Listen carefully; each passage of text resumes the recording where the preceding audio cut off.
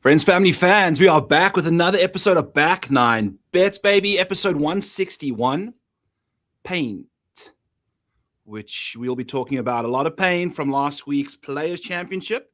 As always, the show is brought to you by DraftKings. Use code FGD when signing up over there. For first-time users, we'd really appreciate that. Thank you to them for sponsoring the show. And thank you to my guest this week for showing up in the middle of the work week. Whoa. This is unprecedented territory for Mr. Brian Kirschner. So appreciate you being on in the middle of a Tuesday afternoon, my friend.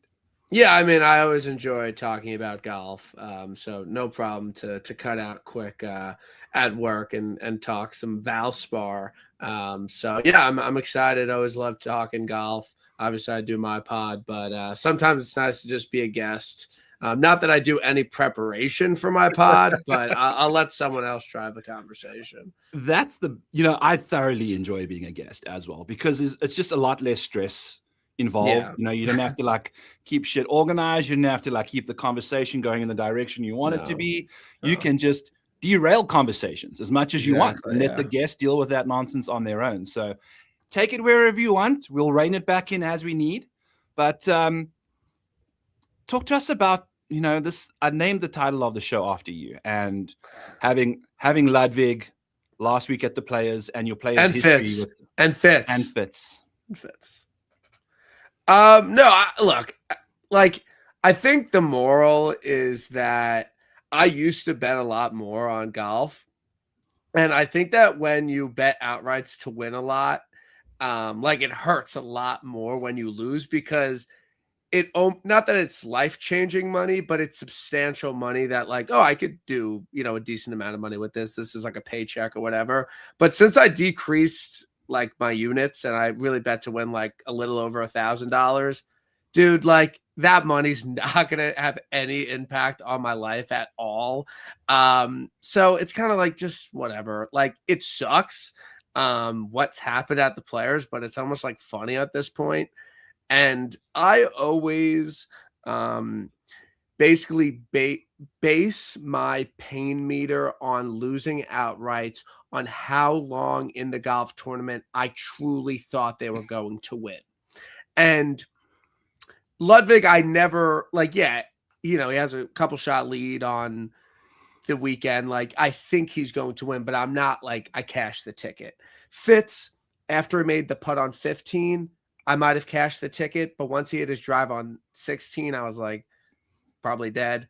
So that's how I rate it. And I never was we're done. We won. So it wasn't that bad. I mean, that must have been close with Lud because, when did he get the lead? Did he have it from probably Tuesday or did he have it? No, Friday. Yeah. He tied the lead. Yeah. He tied it earlier on Friday because he was -5 through 4.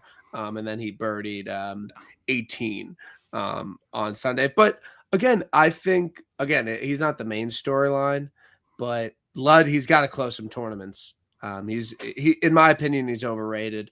And he seems to do a lot of stupid things in contention. He seems to make some mistakes. He seems to hit really bad shots. He seems to play really fast, and it's an issue. Massive issue. We saw that a little bit at the Scottish Open, 2 years ago when he was in the lead and chipped himself out of that tournament. Yep. This time it was live by the sword, die by the sword. The ball striking kept him pretty solid in the mix there. And the par fives, he was birdieing a par 5 basically every single time he played, and then the one part, the hole that pretty much nuked him out of the tournament was a par 5. And it was just, I wonder if he felt like he needed to keep making birdies on them to kind of. So good stat for you. He did not birdie a single par 4 or par 3 over the weekend. Yes. So the only birdies he's made, I think he made 2, were only on the par 5. So again, he didn't have his best stuff over the weekend. Even Friday, Saturday shot 1 under, but he made 1 eagle, but he didn't have his best stuff. He made a bunch of par putts, bogey putts. Yeah. So I wasn't he's so locked in. And I think it's something interesting. I talked about it on my pod. I think you're better off shooting -3 or 4 every day than shooting that really low round, Absolutely, dude, because that really low round gets you into the front as well. And it's tough. You got like back of your head expectations to like kind of repeat that again, which is tough to do. Whereas if you're just knocking out like kind of like Scotty does when you like old Yeah. Scotty, where you just Yeah. kind of top 10 after round one, top 5 after round two, leading the tournament or in the final group after round 3 type stuff, and then just Yeah. pop up on a Sunday, and then you just got it going. So that's basically like I was thinking Xander was in the same boat as Ludwig when it came to them both just sun running. Like Xander is one of the guys that hit what did he hit like 19 fairways in a row at one point, or at least hit 24 of 28 fairways Friday, Saturday, which is like absurd after only hitting and 4, his irons were really good on Friday. Xander he shot 2 over Saturday, I believe, but he easily could have won the golf tournament. He just had one bad day. But again, it was after a low round. Like I'm telling you, you don't want to go too low on Friday. It's tough, tough to back it up. You got to time it on a Sunday, man. And there's been a couple guys like I think Ludwig when he won the Genesis Invitational at Torrey. McNeely was the pace setter. He was the carrot out there. Yeah, I had him for the majority of the round. Oh, Jesus Christ! And it allowed Ludwig to kind of play stress-ish free, you know, as a chaser. Yep. And I think winning a tournament it's luck, man. It depends how you've played because sometimes it almost feels more difficult to close out a 3-shot lead than coming from 3 shots back. Dude, what happened these last 3 weeks? Shane, Berger, and Ludd all had like 3-shot leads going into the back 9, 0-1. 0 dubs, which, dude, Scotty is 7 for 7 in his last leader after round 3. And I think we've kind of expected anyone that's kind of in the mix to do that because Scotty's biggest issue now is just playing good enough golf to win tournaments. His issue isn't like when he's there winning. Yeah. He's you killed him. You killed him. And I've done it. On Fantasy Golf Degenerates this week, I've stopped giving out first round leaders on that show because I did Scotty on there for the waste management and pretty much decapitated any of his chances from then on out still. And I bet Colin first round leader at the Players on that podcast as well. So he withdrew after 1 hole. Dude, you got to stop betting first round plays. Like it's such a volatile market. It is, but you can find guys that's prices are reflective of what they get up to in round 1 versus what they get up to. I use a lot of round 1 strokes gained because there are golfers out there that like you can tell me I'm wrong. I'm not. There are literally golfers out there who play their best golf on a Thursday and a Saturday. There are certain golfers that play their best golf on a Friday and a Sunday. There are certain golfers that play their best golf on a Thursday, Friday. Okay. You can see there's trends. So Ludwig had one of the best final round scoring averages. And he played awful on Sunday because he was in a different situation than being T30 on Sunday. So I won't yuck your yum, like do whatever you want. I just think the round 1 is such a volatile market. Like it's not like I used to bet all my outrights first round leader. To me, it's a waste. I'm sorry. I don't like it. You don't have to do what you do doesn't impact me whatsoever, you know. And I think there are losers that we have that are perfect for round 1. You know, they're going to take care of business on a Thursday, if anything. And then, for instance, Lee Hodges, one of my guys this week for first round leader. He finished 56th at the Players. And I felt like at the top of the leaderboard for most of half of the week. Yeah. You know, so it's like, we'll see how that goes. But there's certain guys that I do think you can kind of lean into. Anything else you want to chat about from the Players, Brian?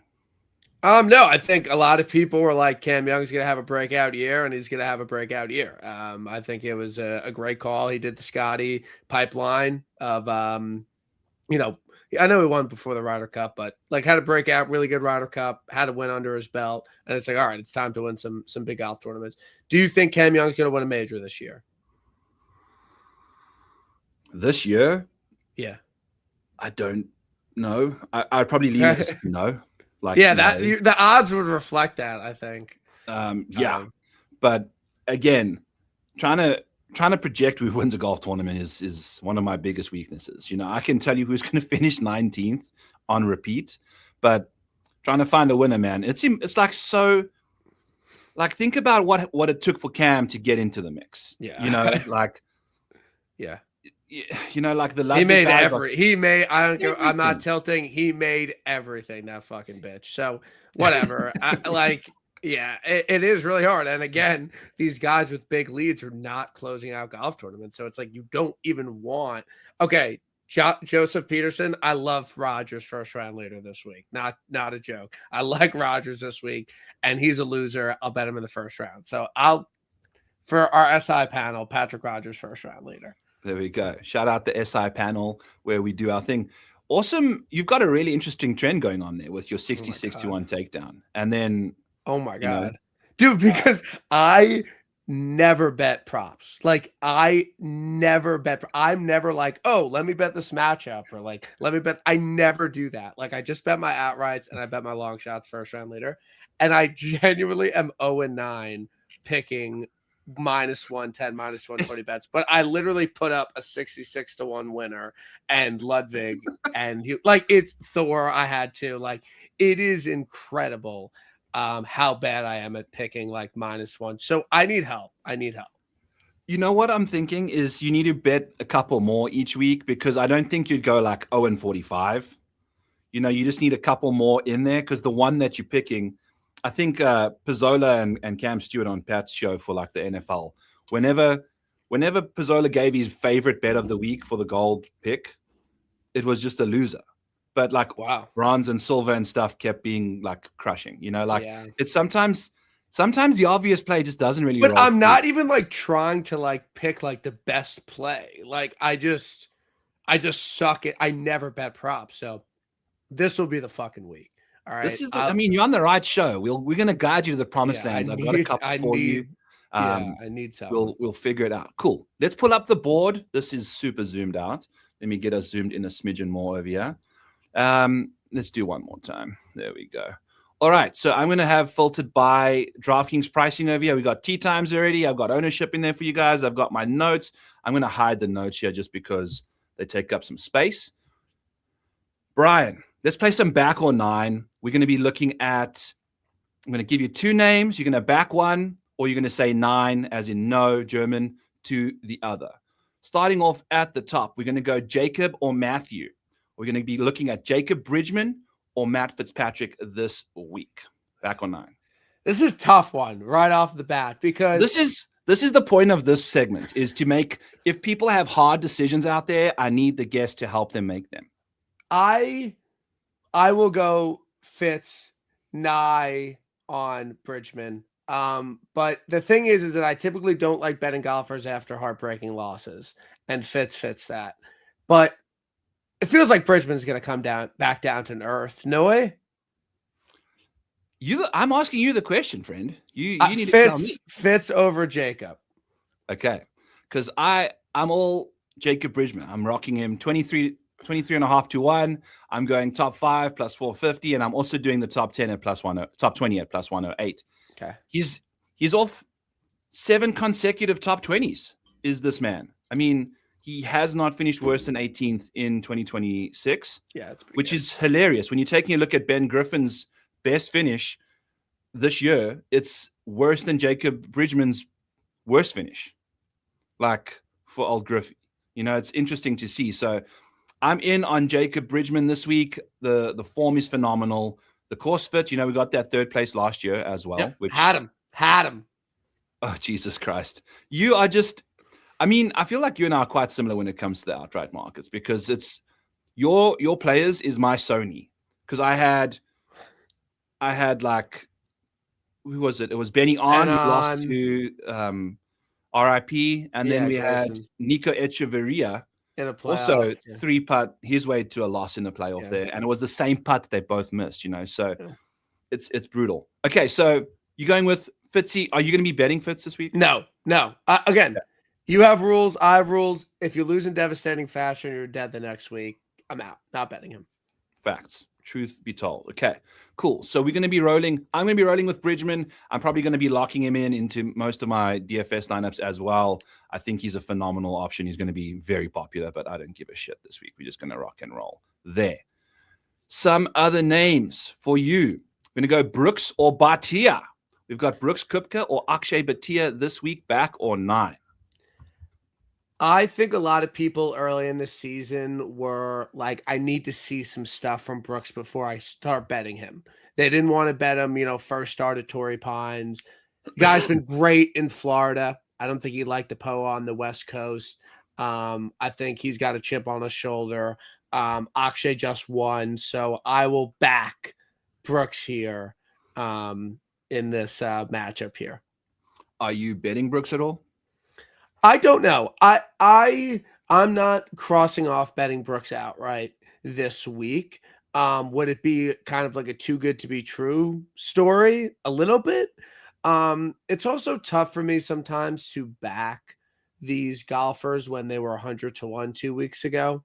You know what I mean? Like, what were his odds at Honda? Like 70, 80 to 1, and now he's 25. It's like kind of tough, in my opinion.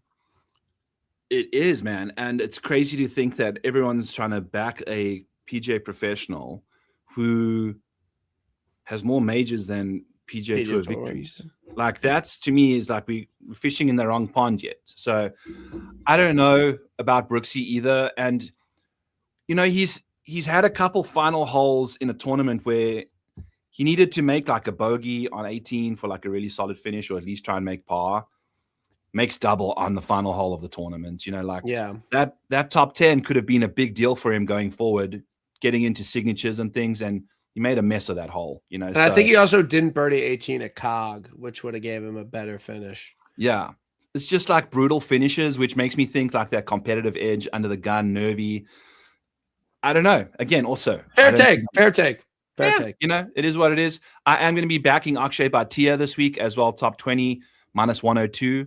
If you take a look at Akshay's recent track record, friends, it is delightful. I mean, we are looking at 4-5 straight top 16s for Akshay. And hilariously, he's actually one of the best ball strikers in the field, given, his approach play, which we never even really saw the ball striking at API. He turned into like Cam Smith. He Cam Smith the API, literally. It was kind of crazy to see that happen. And I think this is a great venue for him. 4th in the micro model. He's been playing fantastic this year. Give me Akshay for a top 20. I feel like he could have a mediocre putting performance again this week and still cash that bet, given how he's playing. We had a 17th place share in 2024. So love that.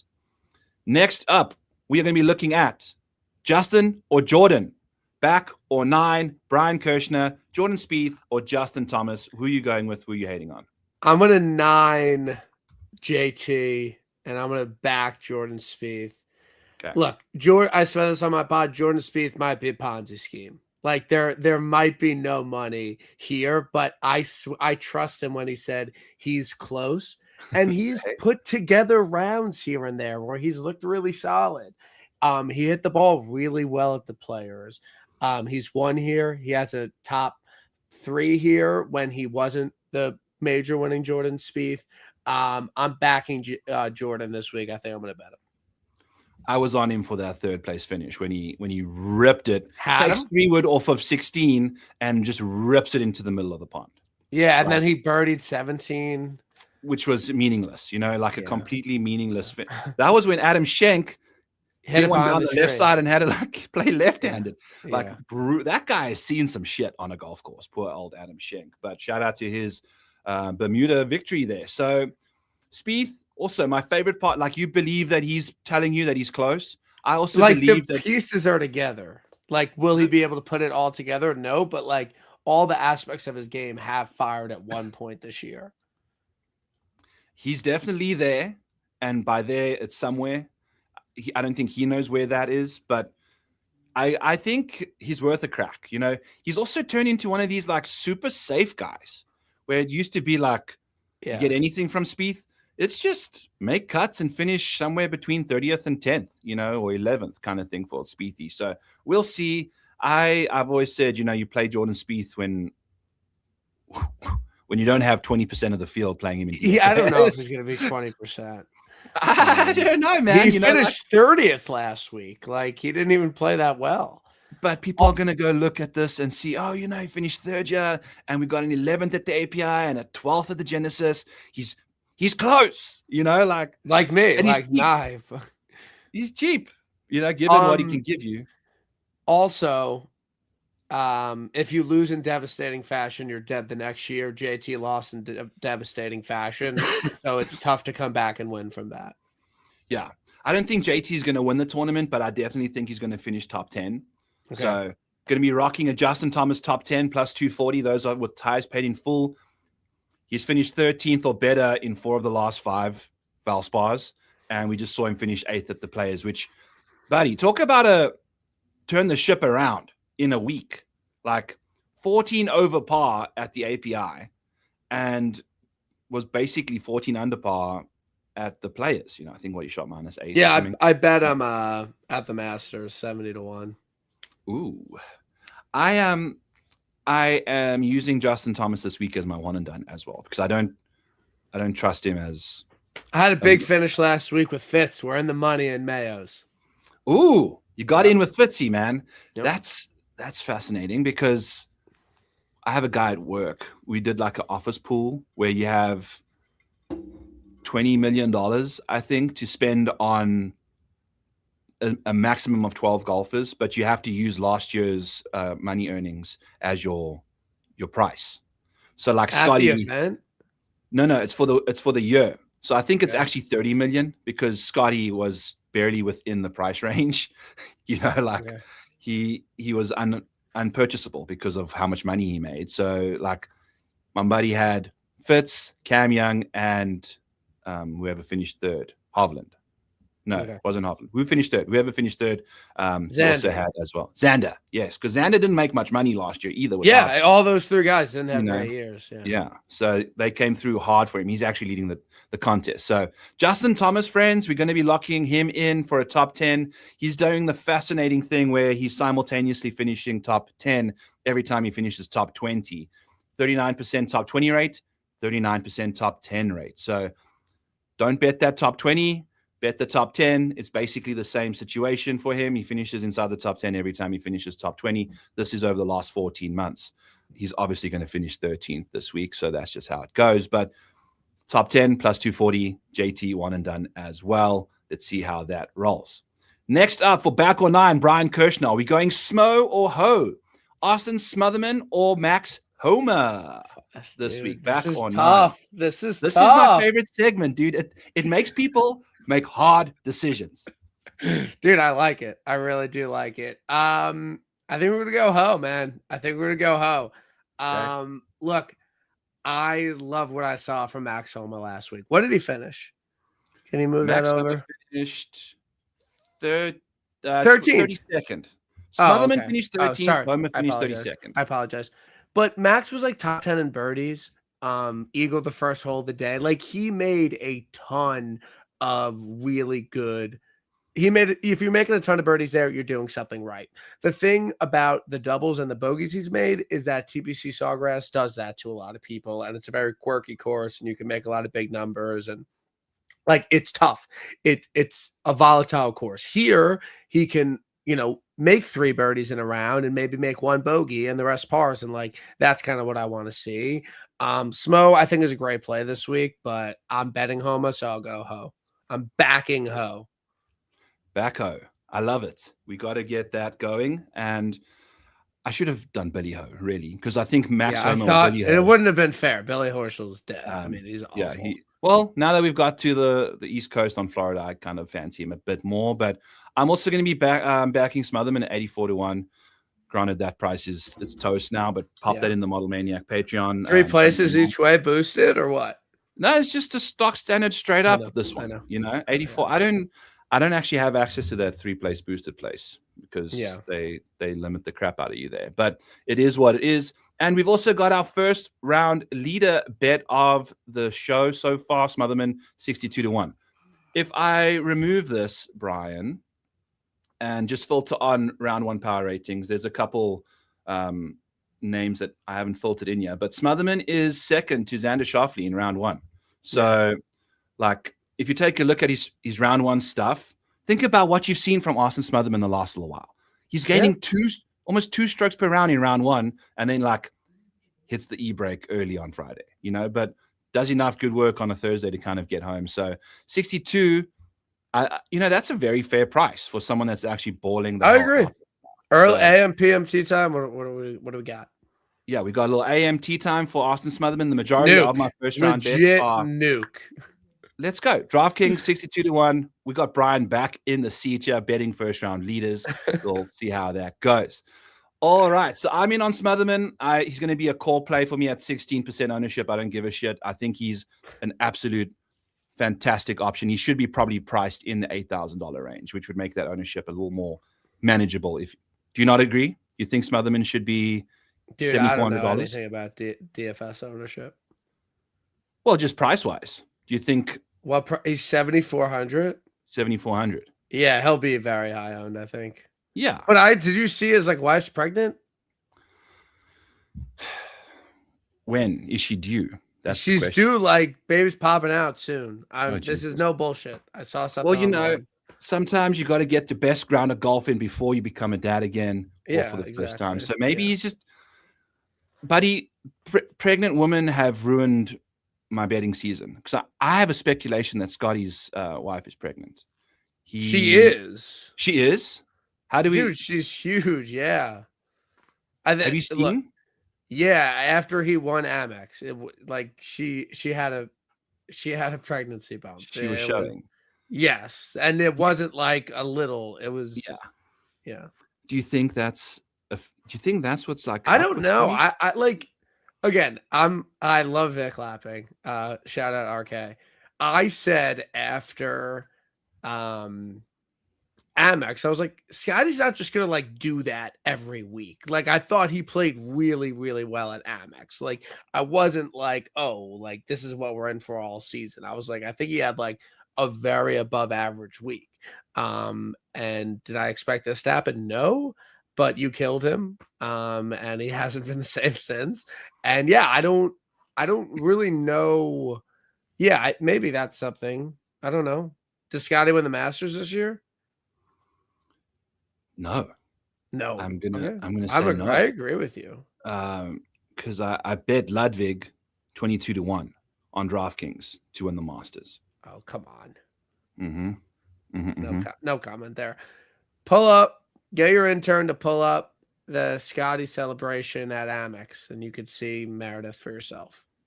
Okay. I'll first have to find myself a intern before I can do that. No Laying Up's been talking about it. Yeah, I know. Me and Sweet Spot have been speaking about it on our Sunday night show often. This is since the last 3 weeks. Again, this is still speculation though, right? Because we're seeing it, but he's not committed to Houston. In his presser afterwards, he was like, he's not committed, so he must be committed to something else. We got our intern on it. Our intern looked. He said, I just like the pictures, 100% a bump. Okay. There we go. The chat does their thing for us. Thanks, JPD. 100% a bump.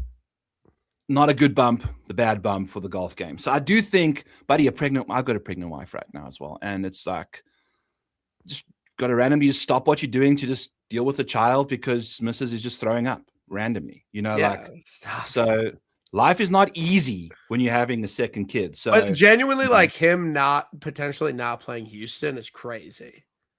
Well, yeah, it needs a life-changing event in order for that to not happen, and Bennett number 2 is worth it, So I think we'll see. It must be soon. I wonder if it maybe has it before the Masters and then just goes out there and just balls out, So who the hell knows? Because I think it's honestly the mind stuff. I don't think there's anything wrong with his swing. I think it's wrong with his brain. That's what Scotty's problem is. What do you think about his attitude on the course? It's shit. It's bad. It's not what we've seen him. And I think when you are burning the candle at other areas of your life, when you're not getting a lot of sleep, when you are not as prepared as you need to be. Oh, okay, beautiful. Hold on. Let's get a. Oh yeah, it's well hidden, but definitely. Is this would be a problem if you got that is fast. this appropriate? It's important. You know, I don't know if it's inappropriate. He's the world's best golfer. You know, we can speak about his family. Yeah, he's so funny in the pressers. Like he's like, did you find something on the range? He's like, well, if I had to find something, that would mean I'm lost, which I don't. That implies I've been lost. I didn't. And then he's like, did you find anything with the driver? And he's like, you mean the driver I've been using since 2024? That driver? You know, like it's just like he's trying to be so sassy McGassy, and it's just like, dude, you're the best golfer in the world. Like, what do you want them to ask you about? Like, you're not playing great golf. Like, what do you want them to say? Like, what'd you have for lunch today? Well, that's the thing. And I think what happens is he just keeps getting, you'd probably answer that question straight up the first 5 times they asked him. But some of the PGA, journalists they have what they have written down, and they'll ask that question anyway, even though it's been asked like twice in the same, presser. So it is what it is. But let's dive into one more before we get into a little break over here. We're going to go with Ryo Hatsatsune or JJ Spaun, back or 9 this week. I'm going to back JJ here. 9 Hisatsune. Look, I've never seen so many people on such a random golfer at a random event. I mean, he's on everybody's betting card this week. I get it. Like, I genuinely get it. He played well here last year. The ball striking's truly been unbelievable. President's Cup year. Like, look, I get it. I don't know if it's going to work out, but I get it. I mean, he's been playing well. We saw a bit of like regression at the 2 signature events, which is understandable. I mean, next thing this guy knows, he's just playing Pebble Beach and Riviera. I don't think he was planning on doing that to start the year, and got off to like a fantastic start. Basically won the Farmers if Justin Rose didn't like break every single tournament record there was. So I think it makes a lot of sense. The tee to green game makes too much sense for him. The putting is the biggest issue. We've seen that kind of get fixed a little bit this year. And then we got that solid 4th place finish here last year. So I'm in on Ryo Hatsatsune at 46-1 this week. I think he's, obviously there were 66s out there on Sunday night, which were delightful to look at. And then you get I don't typically bet early. So, like, now that he's 30-1, I'm just like, I'm not joining. But did you know that JJ had vertigo? Yes, I did. Okay. And he played well last week. So, like, he was pretty bad to start the season, but he was going through some shit and played great last week. Hit his irons really well. So, I'm thinking about JJ. I'm not going to say no to that because unfortunately, I just don't think the price is like where I really, and what is he, 30? I agree. No, I think he's close to 50, but I agree. JJ should be like 70, 80 this week. I know. I mean, but they know what we know, and it's like we might think we're the only people that know he's got vertigo, but then they get one good finish from him, and then the next thing the numbers on you. But he's got a good enough like 2025 that like Scotty, he's gone from 3-1 to like 4.5-1 only in the stretch of horrible golf, So like guys with really good baselines, they don't let that number drift too far away from where it should be. We saw what happened with Colin. That was the worst odds he's ever been, and then he won at freaking Pebble. Yeah. So I am a JJ truther, dude. I think. Yeah, you made me bet him at Farmers, and he sucked ass. Well, did he get vertigo? He had vertigo. It's a great place to have vertigo at, walking along those cliffs. Yeah. So poor guy, JJ Spaun, I like him a lot, so we'll see what he can do this week. Lots to like from the Spaun man. All right, friends, we're going to hang out here shortly. Just take a couple seconds to hear from our partners. Golf season has kicked off, and there's no better place to sweat the action than DraftKings Daily Fantasy, the ultimate destination for fantasy golf fans. Right now, our partners at DraftKings are giving new customers a shot to play free for their share of millions in prizes with their first deposit on the DraftKings Daily Fantasy app. It's simple to play. Build your dream lineup while staying under the salary cap, then sit back and watch as your players rack up points. Every birdie, every bogey, every clutch putt, feel the intensity of every shot. Download the DraftKings Daily Fantasy app and enter promo code FGD to play free for your share of millions with your first deposit. That's for new DraftKings customers. Just download the Daily Fantasy app for your shot today. The crown is yours. Gambling problem? Call 1-800-GAMBLER. New York, call 8778-HOPE-NY or text HOPE-NY. Connecticut, call 888-789-7777 or visit ccpg.org. 18 plus in most states. Restrictions apply. Minimum $5 deposit required. One single-use $3 ticket rewarded that expires in 14 days. Ends March 25th. See terms and conditions at DraftKings.com/promotions. Sponsored by DK. Boom. We managed to get through there. Only lost 5 viewers. Not a big deal. Thank you to DraftKings for sponsoring our show. Please use code FGD over there. First, out of the break, we're going to go with Clark or Castillo. Brian Kirschner, we're backing Wyndham Clark or nining Ricky Castillo or Castillo or however you want to. I mean, I'll nine Castillo. Ricky I Achane. don't know. Like I just he's a solid player. He just won. What did he do with the players? 70th. Yeah, I think he kind of ran out of steam after those 2 good finishes. And we're back. I keep backing the former U.S. Ryder Cup players. So we'll keep the trend going and we'll back Windy C here. After his Riz. Did you see his video where he was rizzing Kay Adams? I didn't watch it all. What was he saying? No, well, he would just he would just kept making analogies to dating women about his driver with Kay. And as someone that's online on Instagram and likes to maybe sometimes follow attractive women, Wyndham Clark usually follows them. So he's a bit of a dog, as they say. Okay. I think we need to see that transition from the screens and the interviews onto the golf course. Are you playing Wyndham Clark in any capacity this week? Probably not. I don't know. Do you think he's close? No, I don't think he's close. He's somewhere. I mean, he's playing fine. He's making money every week. It looks like, but we're not seeing like that crazy good stuff from Clark like we saw that players where he had that lip out. I think that took his soul. Adam. Yeah, me too. It was nasty. He wasn't going to win in a playoff anyway. That's why I don't care. Yeah. And that's why I also wouldn't have if it's part 18, he wasn't winning in a playoff. So it is what it is. Do you think if Cam Young went back to the 18th tee, he hits the same shot again in a playoff? It's pretty automatic. I don't know how. It seems like what could go wrong. I mean, yeah, I don't know. I don't want to sound like a hater. Like people saying it's like the greatest drive in PGA Tour history. It's like, I don't know if I agree with that.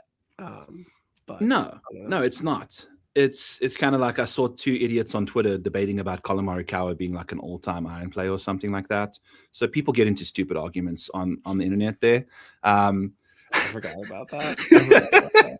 I'm sad that he's not playing because it would be inappropriate to bring it up in a field that he's not even in. So we can do that some other time. But I do want to mention like Ricky Castillo for first round leader. Obviously makes too much sense. If you take a look at his profile for round 1, it's his best metric. Gaining 1.3 strokes in round 1 doesn't eclipse.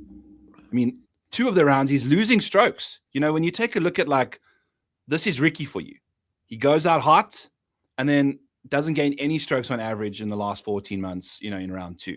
So when you're getting a price like 68-1 on Ricky, if you're running out of gas, sometimes they show up early in the week, have a good round, and then, kind of fizzle away. So I think I'll take a crack at him. Early tee time, 68-1, solid in round 1. Puka shells.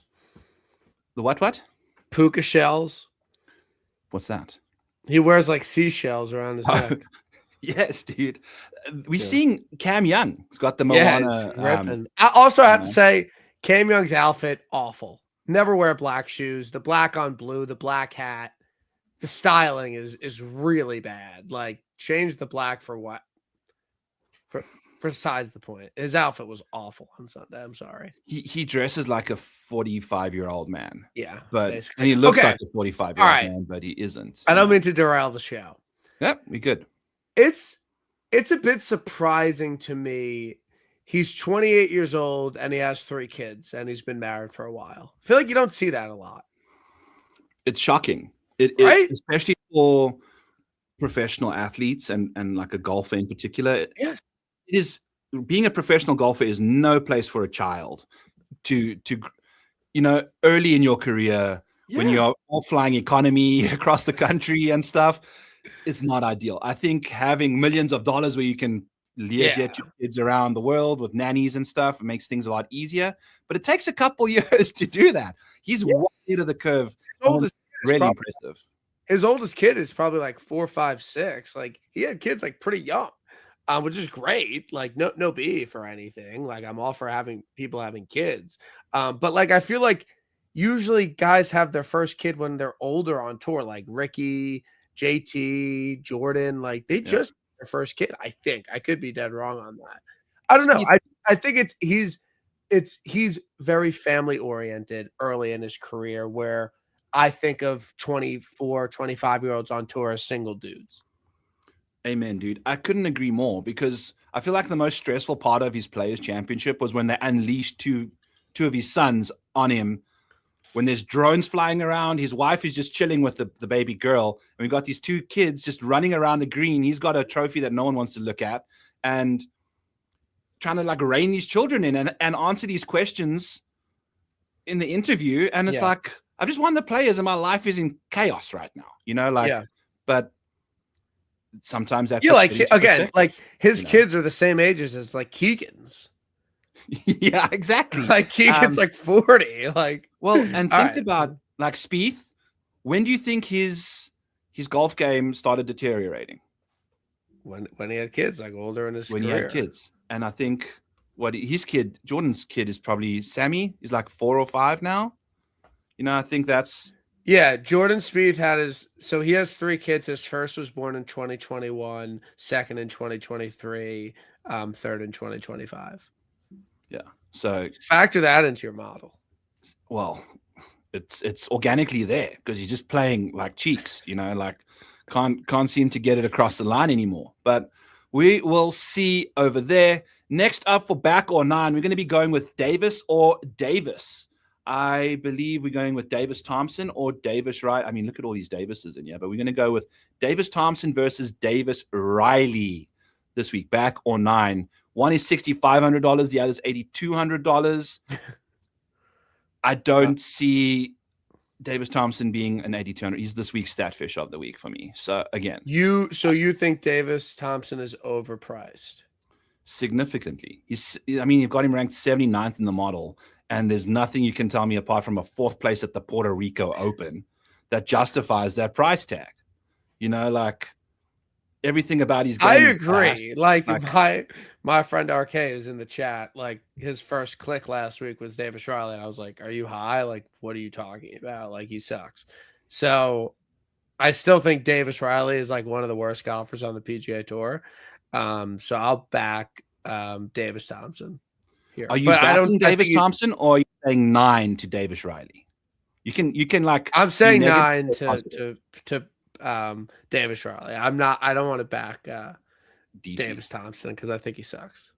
He does. And I say he sucks too. And he's like probably one of my, having an in-person outright cash for you at the John Classic was like, it wish those were that easy. And it was stress-free too. He was in the mix, dude. And he since just then it's been the field. Bad. Davis Riley, top 20, plus 740. Ties paid in full, friends. That is where you want to be looking for Davis Riley. You also want to be looking at a top 10 at 17.5 to 1. You want to be looking at a top 5 at 43 to 1. And then we're going to win this tournament at 330 to 1. Like, ridiculously bad form entering the week, ridiculously good prices. You know, given the fact that this man at this golf course has had a 7th, a 19th, and a 2nd. And if you go take a look at this form coming into any of those tournaments, it's about as good as what you see over here. You know, like it's one of these hallowed grounds for Davis where he just gets it done. And it's inexplicable apart from the fact that he just feels comfortable on this golf course. So at those numbers, I'm totally cool with it. I mean, he's got the same ownership as Davis Thompson projected right now, basically. You know, Really? so at his price of $6,500, it is what it is. But we also have that 6th place at the Sony, which he kind of choked away to Chris Gotterup. Shout out Chris. It just makes too much sense at this price. You know, I'm betting like a 10th of a unit on every one of these bets. You know, it's a number grab situation. I'm not gonna. If he misses the cut this week, I won't be shocked at all. But if he finishes top 10, I won't be shocked either. You know, the guy's done well at this golf course in the past, so we'll see. Didn't he win the Charles Schwab with like 0 form as well? I think so. When he beat Scotty like 3 years ago or something. So he just shows up and just spikes. He's got form deep down in him. It's just, I don't think he knows when it's going to show up ever. So those are my Davis Riley Lindeque's ladders bet of the week.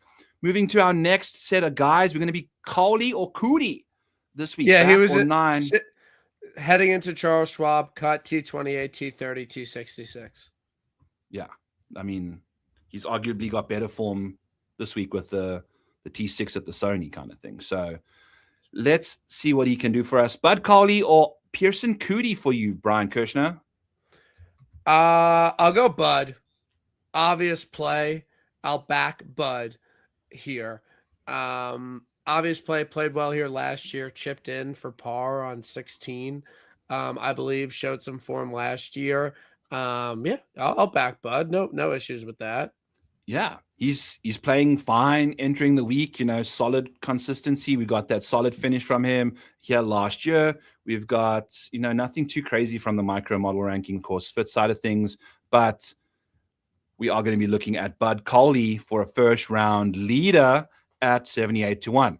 I mean, if you take a look at his stuff, look at this, you know, like gaining 1.2 strokes in round 1, nothing better than 0.4 on a Sunday when he's kind of well out of the mix. So 78-1 is a very fair number, like you mentioned, for this bet. And then we're going to be doing the same thing with Pearson Cootie, 66-1. If you take a look at what he gets up to in round 1, this is KFT stuff, but 1.7 strokes gained in round 1 for Cootie. And I'm curious to see, do you think he's played too much golf? Because, I mean, these two finishes were really bad at the Players. The wheels fell off at the Players. He shot an 80 or an 83, and he shot a 79 at the API. So, like, or something like that. He's been playing some really bad golf the last 2 days after some fantastic golf to start the season, driving the living piss out of the golf ball. Yeah, it's very odd. Do you think he a second missed really, really good, and then he just played some really bad events? It's tough to say. I mean, I think his price is fair. Like, I don't think there's anything wrong with betting him like 80-1, you know? Yeah. And even, you know, if you're looking for something from someone that's not necessarily got all of it going right now, you can start off hot and then still lose the plot kind of thing. So don't mind him for first round leader. Got that AMT time. I think Bud is the only guy we don't have an AMT time with for a first round leader markets.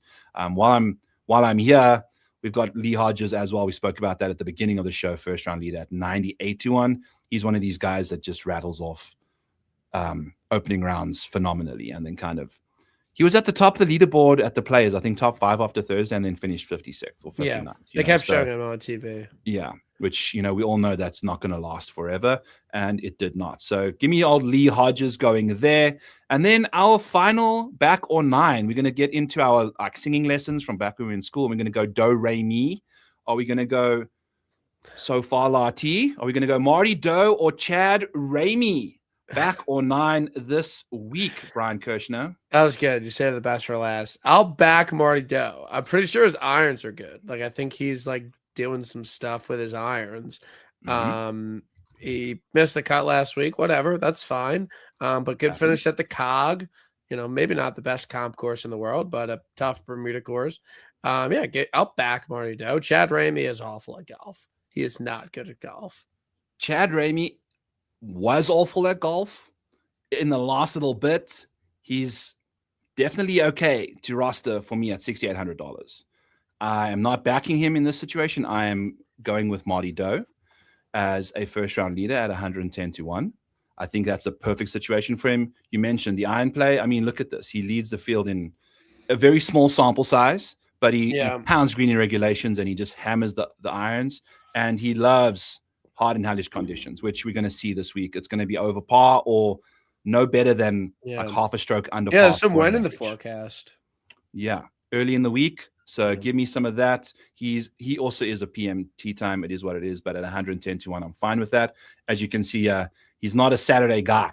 Makes the weekend and like kind of lets the air out the tire. It's like you can see these trends with these guys. Chad Ramey, backdoor artist, if he makes the weekend. So we'll see what happens with them. I am going to be playing Chad Ramey at $6,800, though. I think we're starting to see some life from this guy. I mean, we've got a couple top 30s and a 27th here amidst a million missed cuts. It's worth a gamble, a couple sprinkles of lineup. How does he have status?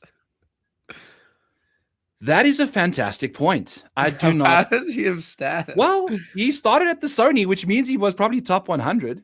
So what did he? Get your intern on it. We'll just get the boss to rock and roll right off the bat. I love that. Chad Ramey. Oh, baby. He took care of business literally at the Worldwide Technology Championship. Second place. And T8 at ISCO. Wait, scroll down. ISCO. He had some good finishes last year. Okay. All right. I wasn't familiar with their game, Chad Ramey.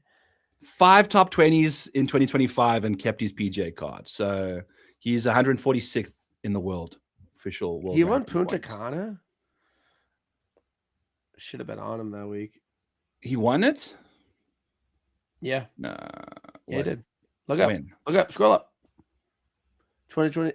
It just tells you their wins. Oh, okay. 2022. Sorry. Yeah. I thought you were looking at the... Had him there? Oh, yes. No, I didn't. I'm joking. I didn't. It's whatever. Okay. Got me hyping you for no reason now. Chad Ramey. Who won Mexico this year? Ben Griffin, yeah. Dude, what is going on with Ben Griffin this year? He's not good. He overperformed last year. Is he underperforming this year or did he overperform last year? He 100% overperformed last year. Won 3 times. Finished top 10 in 2 majors. You see, the thing is, like, for me, that was like, it was the whole year. Like, he won the Mexico, which was like one of the last, I think it's the wedding.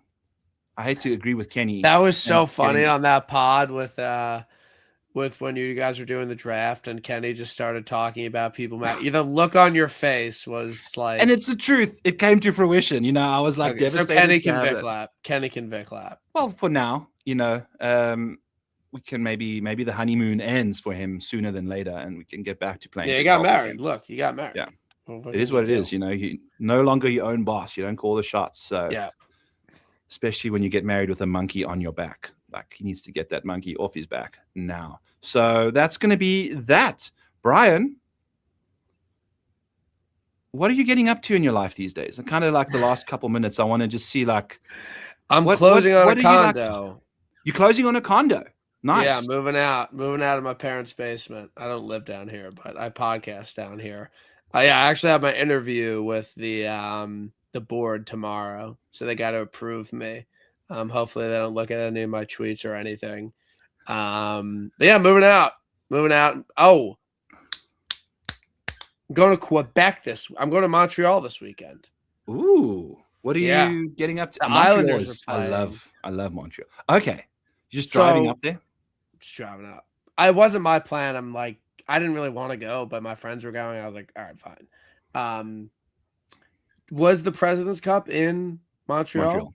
Yeah. Any good recommendations to maybe have some fun? Kenny's definitely the guy that will give you all of those fun ones. We just went to a couple bars around, the Airbnb that we were in. Fantastic. What's the deal with the the French speaking? Like, can you go there and speak English? Yes, you can. They will like speak to you back in English, French kind of thing, and like judge you. But for the most part, you can get around. It's fine. You know, you won't. Is it like very French?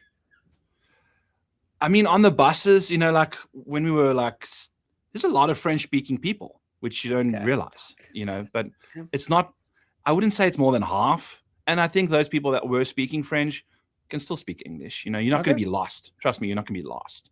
You're going to be fine. We went to a casino out there, which was awesome. It's like a 7-story tall casino. It was so much fun. There's like a dance floor on one of the levels. There's like, it was like an entertainment hotel. How close is it to like the center of the city? It was like 25 minutes from where we were in Montreal. Okay. I don't know exactly, you know, a lot of that weekend was very much a blur for me. So I hope you have as much fun in Montreal as I did, because it's a great place. And I think you're going to go, but it's going to be a little nippy, huh? Yeah, I'll be cold, whatever. Yeah. But you'll have some fun there. Well, good. Isles, buddy. Go Isles, baby. Go Isles. How are they relevant this year? Or are they? Yeah, they're in a playoff spot. They're fighting for a playoff spot. They're in, but a lot of people nipping out their heels. So we got a nice Canadian road trip coming up. We got to get some points out. We got to get some points. But look, I'm a huge Isles fan. I was at both the games this weekend. A lot of my buddies are good Isles fans. So yeah, we're gonna see a new part of the world. Enjoy. Make sure you take a card that you can use. That's, you know, not just stuck in America. Otherwise, you're gonna have to use cash everywhere. What do you mean? Go on, like a credit card that's, you know, capable of. You're not a first-time traveler, I'm assuming, so you're gonna be just fine. I didn't think about it, but yeah, hopefully I'm okay. Yeah, you're good. Awesome stuff, brother. Thank you for joining on. Of course. Find you this week. I did my pod yesterday. TIB, check it out. We got some good guests lined up coming up. We had you on earlier in the year. That was fun. So yeah, check out ISN if you want, and we're everything's all good. I'm excited for these next 2 weeks. Yeah, next 2 weeks. I mean, next 4 weeks. Yeah, I mean, obviously, the Masters. I'm excited for the Masters, but I think the Valero Houston VALSPAR, I was out of order, is a great run of golf. Yeah, it is. It really is. So we're going to have some fun. Get hot before the Masters. Looking forward to the Masters. Looking forward to Ludwig doing good things over there. We appreciate all of you for tuning in. Hit the like, hit the subscribe on the way out. Would not mind that. Thank you to DraftKings for sponsoring the show. Use code AFGD when signing up as a first-time depositor. Brian, thank you so much for joining me. We're going to hit a couple winners this week. I know getting us together on the show results in horrific or wonderful things. I got to do my SI write-up as soon as I'm done. I'm late. Yes. Brian's gonna yell at me. I know. I need to get it in as well, but I've got, awesome stuff. All right, friends. We'll catch you guys later.